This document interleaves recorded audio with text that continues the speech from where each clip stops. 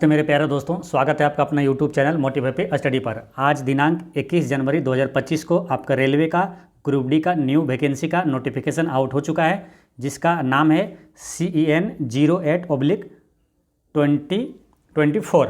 ठीक है, तो इस नोटिफिकेशन में क्या बड़े बदलाव हुए हैं और क्या क्या इसमें जो आपको नोटिफिकेशन में जानना जरूरी है, वो सारी चीज़ इसमें देखते हैं इस वीडियो में।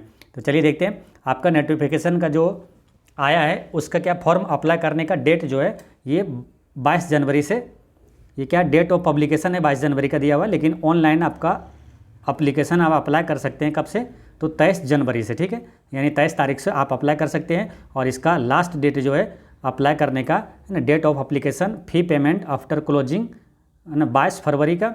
तो ये 22 फरवरी लास्ट, यानी कि आपको अप्लाई करने का लास्ट डेट है 22 फरवरी को, याद रखना। ठीक है, तो 22 फरवरी से पहले आपको फॉर्म अप्लीकेशन कर देना। ठीक है, अब इसमें देखते हैं एज लिमिट क्या है इसमें। तो एज लिमिट आपको 18 से 36 वर्ष है। ठीक है, देखिए 18 से 33 वर्ष है जनरली। ठीक है, लेकिन इस बार मतलब इस वैकेंसी में आपको 3 वर्ष का आपको छूट दिया गया है, यानी 3 वर्ष आपका अधिक छूट दिया गया कोविड-19 के कारण। ठीक है, यहाँ पर सारा लिखा है चीज़ हुआ है कि to provide relief to many candidates who may have exceeded the age limit and missed the opportunity to participate in railway recruitment due to कोविड-19 पैंडेमिक है ना। कोविड-19 के कारण जिनको क्या मतलब क्या है कि जिनका एज ख़त्म हो गया, यानी कि उसके लिए क्या सभी के लिए आपको एज लिमिट कर दिया गया 36 वर्ष तक। ठीक है, 36 है ना, तो 3 years beyond the prescribed upper age limit, यानी 36 वर्ष इसका मैक्सिमम सभी के लिए एज है। ठीक है,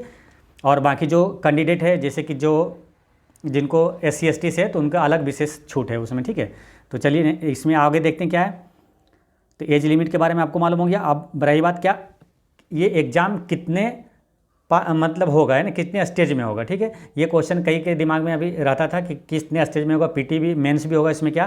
तो यहाँ इसमें साफ साफ लिखा है stage of exam, the exam shall be single stage है ना, कंप्यूटर बेस्ड टेस्ट, यानी सिंगल स्टेज, यानी कि आपका सिर्फ एक ही एग्ज़ाम होगा आपका ग्रुप डी के लिए। ठीक है, फिर आपका क्या शॉर्ट लिस्टेड फॉर PET, यानी फिजिकल के लिए शॉर्ट लिस्ट किया जाएगा, जो उसमें कितने लोगों को शॉर्ट लिस्ट किया जाएगा तो ये आपको दिया हुआ है ना। The railway RRC wise shortlisting of candidates for PET shall be done at the rate of 3 times है ना, 3 गुना कैंडिडेट को फर्स्ट बार जो कट ऑफ आएगा तो 3 गुना कैंडिडेट्स को लिया जाएगा। ठीक है, आपको फिजिकल के लिए, तो ये फिजिकल के लिए 3 गुना स्टूडेंट को लिया जाएगा। ठीक है, निगेटिव मार्किंग की बात करें तो इसमें निगेटिव मार्किंग क्या है 1/3 रहेगा निगेटिव मार्किंग। ठीक है,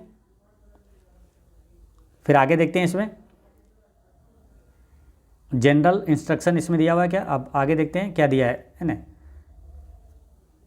आपका एग्जाम का जो सिलेबस है, यानी कितने क्वेश्चन पूछा जाएगा, तो इसमें कोई बड़ी बदलाव हुआ नहीं है। ठीक है, आपको वही 90 मिनट दिया जाएगा और 25 साइंस का क्वेश्चन, 25 मैथ 50 हो गया, और 30 रीजनिंग 80 हो गया, और 20 क्वेश्चन GK और करंट अफेयर का क्वेश्चन रहेगा। ठीक है, टोटल 100 प्रश्न आपसे पूछा जाएगा और 1.5 घंटा आपको टाइम इसमें मिलेगा। ठीक, और मेन चीज़ें अब इसमें सिलेबस देख सकते हैं आप क्या क्या है ना। तो आपका सिलेबस में जैसे कि मैथ रहेगा है ना, मैथ और रीजनिंग है ना। इसमें रीजनिंग में क्या क्या, मैथ में क्या क्या रहेगा, नंबर सिस्टम, बोर्ड मास है ना, डेसिमल। इसमें आपको क्या है कि एडवांस मैथ से भी क्वेश्चन रहेगा ना, एल्जेब्रा, जियोमेट्री, ट्रिगोनोमेट्री, ये सभी से आपसे प्रश्न पूछा जाएगा। लगभग मैथ का पूरा टॉपिक इसमें कवर किया गया। ठीक है, तो मैथ रीजनिंग हो गया। उसके बाद आपका जनरल साइंस से क्वेश्चन रहेगा। जनरल साइंस में जो कि the syllabus under this shall cover physics, chemistry and life science, यानी कि बायोलॉजी एंड 10th स्टैंडर्ड, यानी कि 10वीं कक्षा के आधारित तक रहेगा। ठीक है, 10th स्टैंडर्ड पर रहेगा और CBSE पैटर्न पे रहेगा। फिर जनरल अवेयरनेस, यानी कि current affair, science and technology, sports, culture, जो करंट अफेयर के क्वेश्चन आते हैं वही सब रहेगा। ठीक, बाकी चीज़ें आपको बता दिए। इसमें फिजिकल जो एफिशिएंसी है इसमें क्या रहेगा, इसमें भी कोई बदलाव नहीं हुआ है, तो पहले जैसा ही है। जैसे कि आपको 35 kg जो मेल कैंडिडेट हैं उनको 35 kg वजन उठाकर 2 मिनट में आपको 100 मीटर चलना है। ठीक है, और जो फीमेल के लिए क्या है 20 kg वजन उठाकर 100 मीटर चलना है, उसको रखना नहीं कभी, ये ध्यान रखना है। इसमें लिखा है should be able to run for a distance.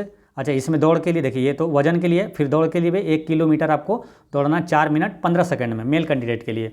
Female के लिए क्या है 1 किलोमीटर दौड़ है इसमें 5 मिनट 40 सेकेंड के लिए, ठीक है। अब जैसे ये जो 35 केजी या तो 20 केजी लेके वजन चलना है तो उसमें क्या लिखा है 100 मीटर्स 2 मिनट्स इन 1 चांस, मैंने एक ही बार में आपको 100 मीटर जाना, एक ही बार में दोबारा चांस नहीं मिलता, ठीक है। 2 मिनट में आपको 100 मीटर चलना है 35 केजी लेकर के without putting the weight down, यानी कि बिना नीचे रखे हुए, ठीक। और आगे इसमें क्या है, मेन चीज़ें जो है इसमें आपको सिर्फ बता देते हैं, ठीक है। बाकी इसमें कुछ खास है नहीं, बाकी जो भी सारे मेन चीज़ें आपको बता देंगे। बात करते हैं देखिए क्वालिफ़िकेशन की, तो क्वालिफ़िकेशन इसमें दिया हुआ है कि क्वालिफ़िकेशन में साफ साफ लिखा हुआ है। देखिए 14 तरह का पोस्ट है आपको, ठीक है, देख सकते हैं यहाँ पर ये 1 2 3 करके 14 तरह का पोस्ट इसमें दिया हुआ है, ठीक है, 14 तरह का, ठीक है। लेकिन सब में क्या क्वालिफ़िकेशन क्या है वो देखिए, मिनिमम एजुकेशनल क्वालिफ़िकेशन, ठीक है, यहाँ पर लिखा हुआ है कि 10th पास और ITI, यानी कि 10th पास या और मतलब क्या होता है या ITI, ठीक है। एंड रहता तो दोनों होता है, लेकिन और लिखा है, इसका मतलब केवल एक, यानी कि 10th पास, यानी सभी पोस्ट के लिए मात्र 10th पास केवल है ना, ओनली 10th पास होना अनिवार्य है, ठीक है। ITI की ज़रूरत नहीं है, ठीक है। तो ये इसमें क्लियर हो गया, ओनली 10th पास के लिए कोई भी है, केवल आप 10वीं पास हैं तो आप ये फॉर्म अप्लाई कर सकते हैं, सभी पोस्ट के लिए एलिजिबल है, ठीक है।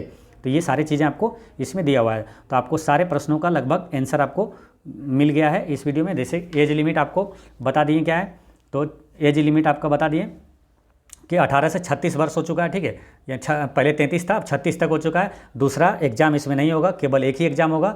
3 टाइम्स स्टूडेंट को, मतलब 3 टाइम्स स्टूडेंट को इसमें लिया जाएगा फर्स्ट बार में, और 1/3 इसमें नेगेटिव रहेगा। सिलेबस में कोई बदलाव हुआ नहीं है, ठीक है। और क्वालिफिकेशन में केवल 10th पास है, ITI की ज़रूरत इसमें नहीं है, ठीक है। तो इतने सारी चीज़ें आपको बता दिए। तो अब क्या है कि एक चीज़ ये आपको ध्यान रखना है, क्या रेलवे ग्रुप डी का GK साइंस करंट अफेयर, यानी कि आपको रेलवे ग्रुप डी के लिए संपूर्ण तैयारी इस चैनल पर कराई जाती है। तो इसलिए जो लोग नए हैं तो इस चैनल पर जुड़े और अपनी तैयारी को बेहतर बनाएं, मजबूत बनाएं, और आप ग्रुप डी में नौकरी आसानी से ले लें, ठीक है। तो मिलते हैं नेक्स्ट वीडियो में, पढ़ते रहें, मुस्कुराते रहें।